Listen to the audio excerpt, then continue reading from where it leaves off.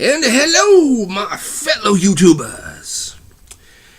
This is Random Thoughts from me, Ted Bear. Now, I spend a lot of time waiting, and sometimes I wait by myself, waiting for the bus, waiting for the train, waiting for the doctor to come in and tell me how crazy I am. Okay, Sometimes I wait by myself, and sometimes I wait with somebody else. And when somebody's there and willing to talk, sometimes you get into an argument.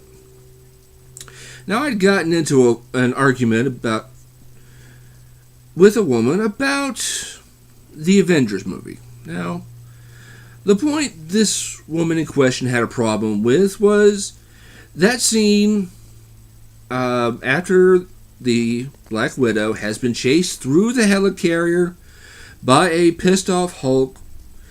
She looked a bit shaken before she runs off to the detention level to kick Hawkeye's butt.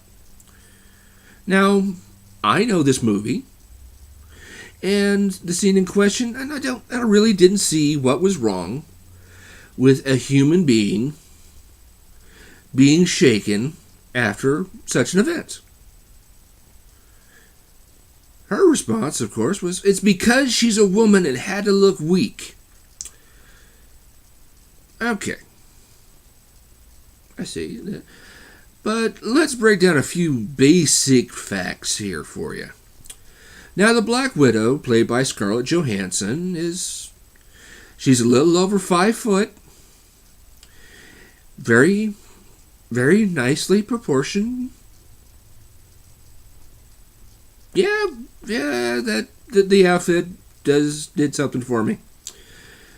But you have in this corner the Hulk, 7 to 8 feet, tall, and over half a ton.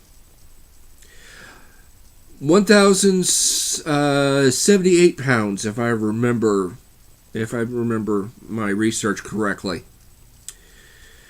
A pissed off super strength looking to eat you. First off, it's very impressive that she survived. I'd be Hulk toe jam. Okay? But the Black Widow is a superhero, and this out of the blue weakness is just lazy writing.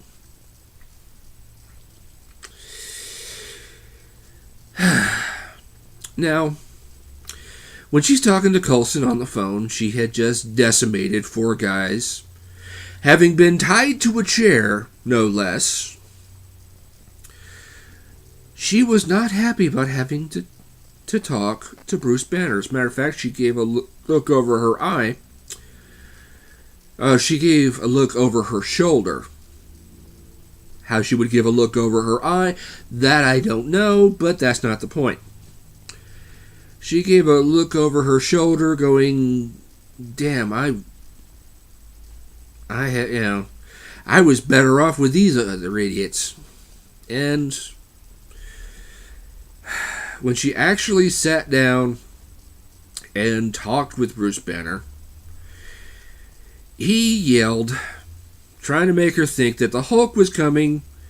She jumps, pulls the gun, and is about a hair's breadth away from putting 3 bullets in Bruce Banner's left eye socket.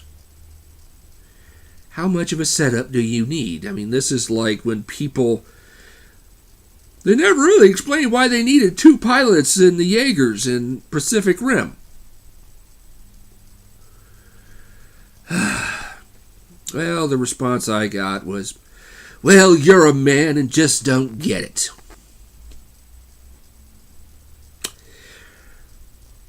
Well, it has been my experience that when somebody uses the phrase, you just don't get it, that is code for, I really don't have enough compelling facts to back up my point, so I'm going to attack and see if I can't get you to back down.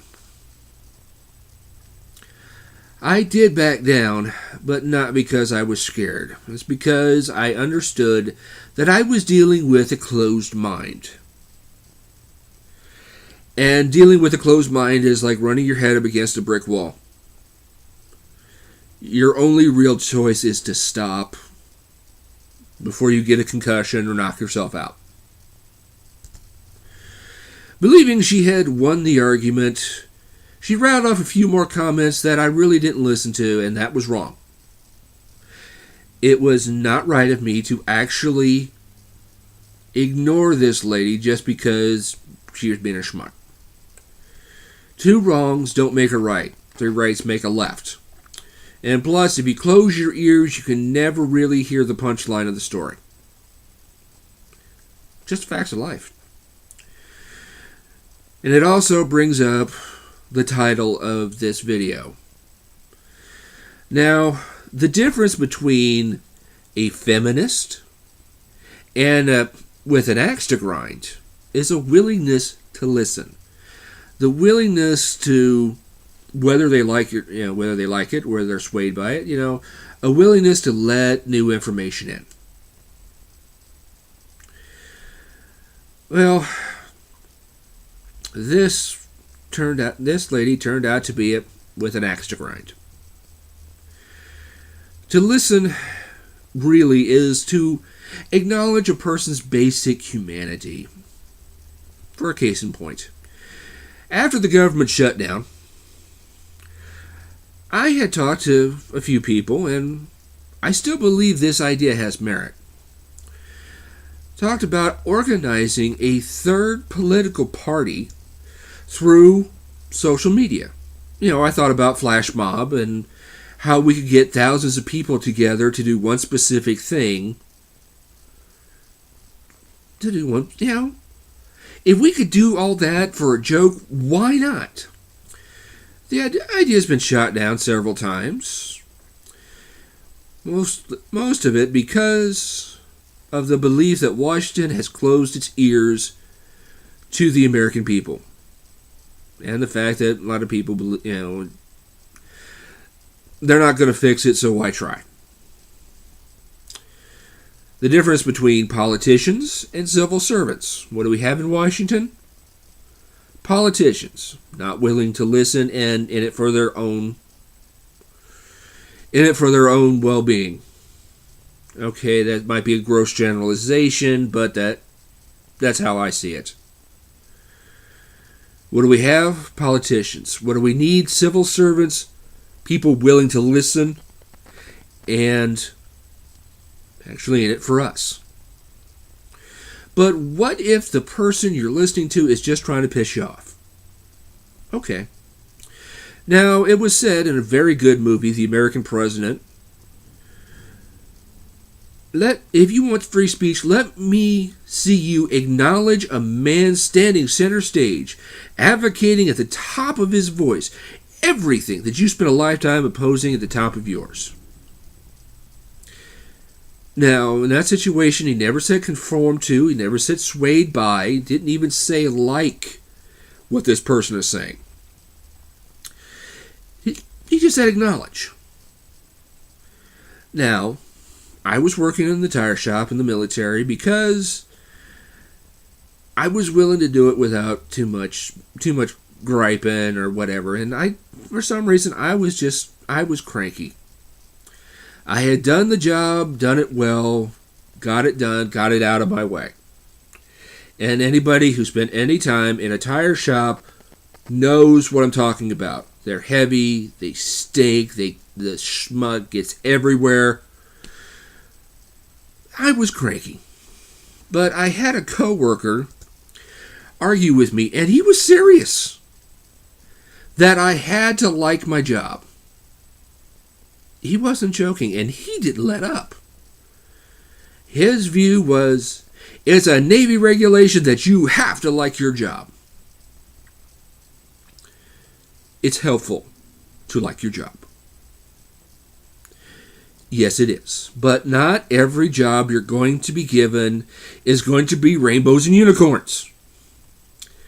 Some of them are going to just be out and out sandpaper suppositories. You get it done, you get it out of the way. That's all you have to do. But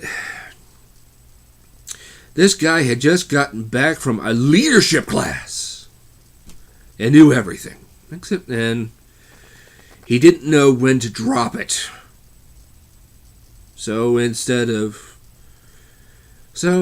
after what seemed like hours, and the phrase, "Will you just let me go back to work?"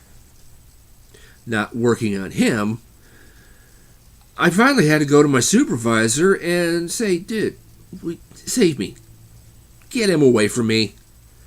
I'm over here, I'm doing this, and this. This guy will not zip it." Fortunately, my boss, knowing the fact of what I did, was willing to listen to my pleas and got the instant idiot away from me. So what's the difference between a true leader and an instant expert? Besides seasoning, a willingness to listen.